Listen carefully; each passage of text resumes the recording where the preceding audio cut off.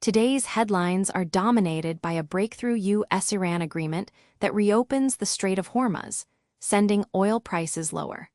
We also track fresh tariff tensions at the G7 and other developments with direct effects on American households and security. The Jerusalem Post reports mounting U.S. frustration with Iran's nuclear stance and proxy support.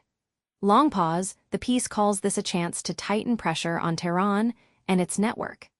AFBytes notes that sustained leverage could protect U.S. energy routes and ease future defense costs for taxpayers. NBC News says oil prices fell after the U.S.-Iran agreement to reopen the Strait of Hormuz. Pause stock markets rose modestly on the news. AFBytes adds that lower crude costs should reach drivers at the pump within weeks and ease pressure on household transportation budgets. RTE reports G7 leaders are meeting in France as allies weigh possible new U.S. tariffs. Long pause, the summit tests Washington's leverage on trade terms. AFBytes notes any resulting duties could raise prices on imported goods for American families and retailers.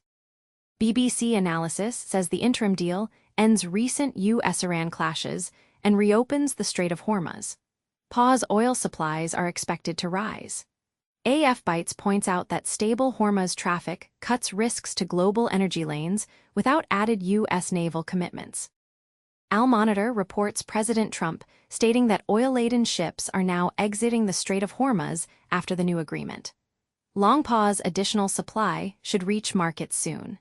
AFBytes observes this reduces immediate pressure on U.S. forces guarding the choke point.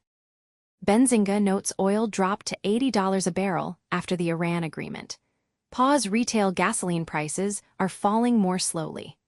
AFBytes adds that cheaper crude still trims costs for U.S. drivers and small businesses that rely on trucking and delivery. Here is your AFBytes national weather update.